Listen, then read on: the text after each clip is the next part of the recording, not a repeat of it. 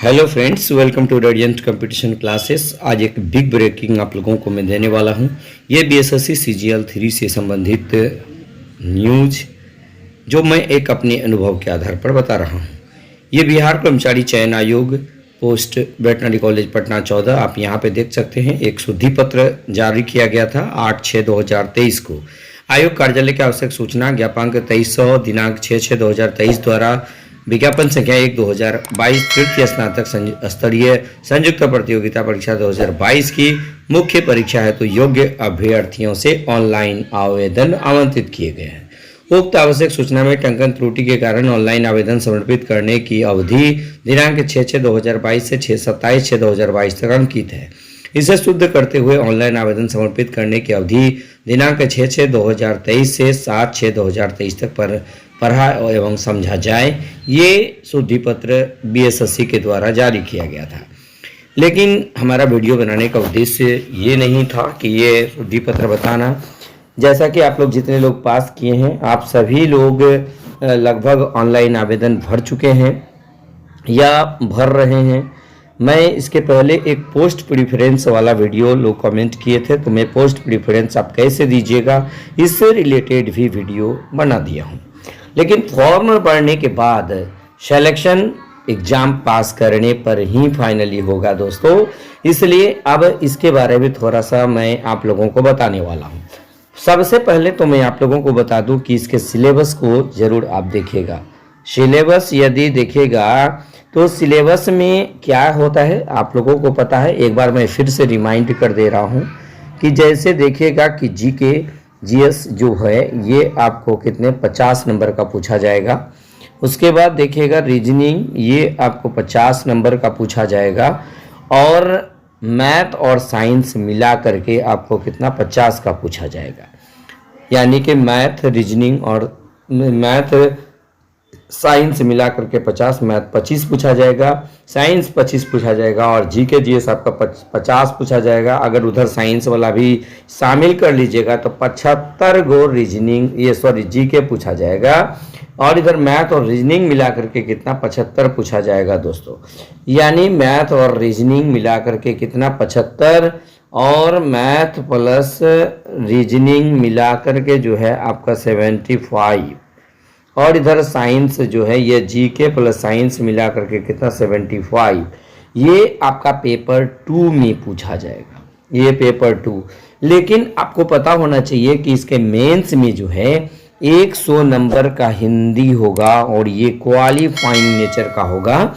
जिस तरह से ये टीचर वाला एग्जाम का होगा तो वह नेगेटिव नहीं होगा, उसमें भी सेम इसी तरह इसमें भी जो है आपको 100 नंबर का हिंदी पूछा जाएगा दोस्तों। इसलिए पेपर 1 क्वालिफाई करने के बाद ही आपको पेपर 2 जो है पेपर 2 का कॉपी चेक किया जाता है या ओएमआर की जांच की जाती है। इसलिए आप इसको सबसे पहले अच्छे तरह से जान लीजिए कि पेपर 1 आपको क्वालिफाई करना अनिवार्य है। यानी 100 में 30% आपको लाना अनिवार्य है। अगर आप नहीं लाते हैं इन केस तो आपके सेकेंड पेपर यानी कि जो मुख्य पेपर है, मुख्य पेपर मैथ और जीके वाला पेपर जो है उसके ओएमआर सीट की जांच नहीं की जाएगी। लेकिन अब एक महत्वपूर्ण बात जो आप एग्जाम के बारे में लिख रहे थे, एग्जाम पैटर्न भी आपको पता हो गया, एग्जाम का सिलेबस के बारे में भी पता हो गया। अब सबसे बड़ी बात होता है क्या कि लास्ट डेट कितना है 27/6/2023 यानी कि जून है, तो आप 3 महीना कम से कम ऐड कर लीजिए। नियम होता है कि फॉर्म फिलअप के 3 महीने बाद ही एग्जाम लेने का एक ऐसा नियम है।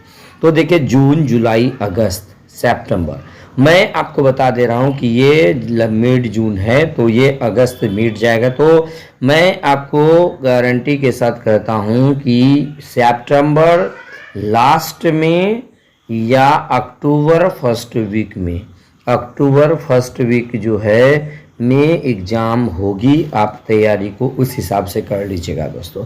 ये कोई ऑफिशियल नहीं है, लेकिन मैं आपको एक अपना जो मेरा अनुभव रहा है इसके आधार पर मैं बता रहा हूँ कि सितंबर फर्स्ट वीक, आप इसको ज़रूर नोट कर लीजिएगा फर्स्ट वीक। और मैं बता दे रहा हूँ सितंबर लास्ट वीक, सितंबर लास्ट वीक और अक्टूबर फर्स्ट वीक, ये आप अच्छी तरह से नोट कर लीजिएगा और इसी हिसाब से आप अपनी तैयारी को जारी रखिएगा। यदि आप इस सितंबर तक अपना पूरा लिटरली रिवीजन करने की एक टारगेट आप बना लेते हैं तो निश्चित रूप से आपका रिवीजन अच्छे से हो जाएगा।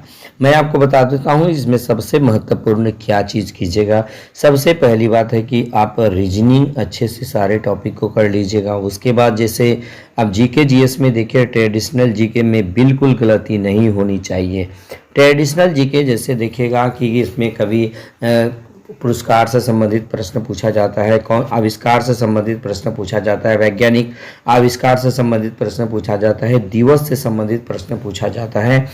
उसके बाद जो है घास के मैदान से है या फिर कौन सा मरुस्थल कहाँ पर है, कौन सा ज्वालामुखी कहाँ पर है, ये सारी चीज़ें क्या है कि बदलने वाली नहीं होती है।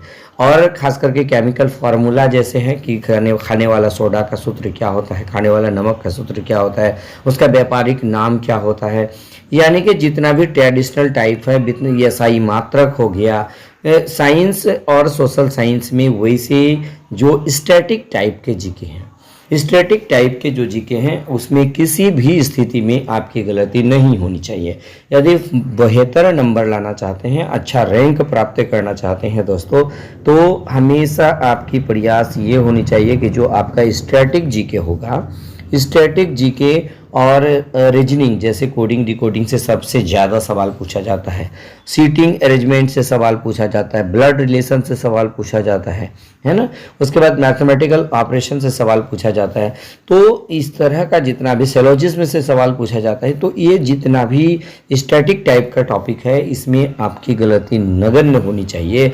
यदि आप बेहतरीन रैंक लाना चाहते हैं तो आपको इन तमाम टॉपिक पे एकदम एक्यूरेसी लाना पड़ेगा। और जहाँ तक फाइनल सिलेक्शन की बात है, आपका करेंट अफेयर्स पे थोड़ा सा पकड़ होना चाहिए। और करेंट अफेयर्स जो होगा दोस्तों, करेंट अफेयर्स मैं आपको बता दूं कि लास्ट 6 मंथ का करेंट अफेयर्स एकदम आपके होंठ पे होनी चाहिए, एकदम जुबान पे होनी चाहिए, तो ही आपका सिलेक्शन श्योर हो पाता है। जैसा कि आप लोगों को पता है आज के डेट में कट ऑफ की बात यदि कीजिएगा तो कट ऑफ क्या होता है, कट ऑफ प्राय क्या होता है कि 150 है तो 120 130 कट ऑफ चला जाता है। आपको पता है कि ऐसा कैसे संभव हो पाता है? देखिए, संभव होता है, आज के डेट में संभव होता है, पढ़ने वालों की बिल्कुल कमी नहीं है और ये स्टैटिक जीके बहुत बेहतरीन कर लेता है। मान के चलिए कि आपको वॉकर कप पूछ दिया, संतोष ट्रॉफी पूछ दिया, ये तो पूछता ही है, तो आपको ये भी यदि आप गलत करके आ जाइएगा तो आप ये कभी कल्पना नहीं कीजिए कि आप बहुत ज़्यादा बेहतरीन मार्क्स ला पाइएगा। तो इसलिए आपको मैं बता दे रहा हूँ कि सबसे बड़ी पकड़ आपको स्टैटिक जीके पे करनी होती है। और यदि स्टैटिक जीके अच्छा हो जाता है उसके बाद आपको करेंट अफेयर्स पे, करेंट अफेयर्स कितनों अच्छा आप कर लेते हैं तो कहीं ना कहीं 10 यदि देगा तो 10 में आप 7 से 8 ही सवाल कर पाते हैं, 2 आपका मिस होगा ही होगा। लेकिन यदि आप स्टैटिक जीके बहुत अच्छा आप कर लेते हैं तो वो आपको कभी धोखा नहीं देगा। और रीजनिंग के चैप्टर को आप कर लेते हैं तो कभी धोखा नहीं देता है।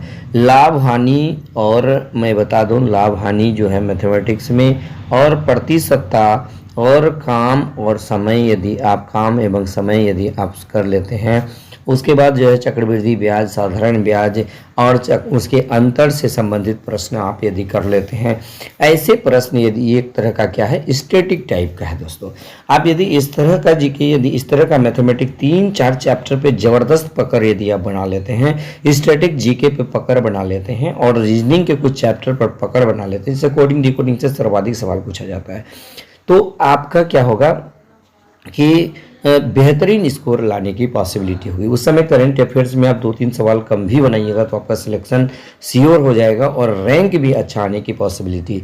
और आप जानते हैं कि सबसे ज़्यादा अच्छा जो है, सबसे अच्छा रैंक लाने वाले को ही ये सचिवालय सहायक मिलेगा और हर आदमी का सपना है कि सचिवालय सहायक बने इसमें। तो दोस्तों ये सारी एक स्ट्रेटेजी है, मैं ये स्ट्रेटेजी आप लोगों को बता दिया, इसको ज़रूर फॉलो कीजिएगा और आपका बेहतरीन स्कोर होगा दोस्तों। तो बस आज के वीडियो में इतना ही। यदि हमारा ये सुझाव आपको अच्छा लगे, हमारे ये अपडेट आपको अच्छा लगे, तो निश्चित रूप से लाइक शेयर और कमेंट जरूर कीजिएगा। और हमारे लाइव शो से जुड़ना बिल्कुल नहीं भूलिएगा। जब तक मेंस नहीं हो जाता है तब तक मेरा लाइव शो कंटिन्यू रहेगा। आप लाइव शो जो है प्रैक्टिस में सिर्फ कराता हूँ, पढ़ाता तो हर कोई है, मैं यहाँ पर सिखाता हूँ, यानी प्रैक्टिस कराता हूँ। प्रैक्टिस कहा जाता है प्रैक्टिस मेक्स मैन परफेक्ट। आप जितना अधिक प्रैक्टिस कीजिएगा आपका जीके उतना ही बेहतरीन होता चला जाएगा दोस्तों। तो बस अगर आप हमारे चैनल पर पहली बार आए हैं तो इसे सब्सक्राइब कर लीजिएगा, बेल आइकन दबा दीजिएगा, ताकि आपको हमारा हर लाइव शो का नोटिफिकेशन आप तक पहुंच जाए। तो बस आज इतना ही, धन्यवाद।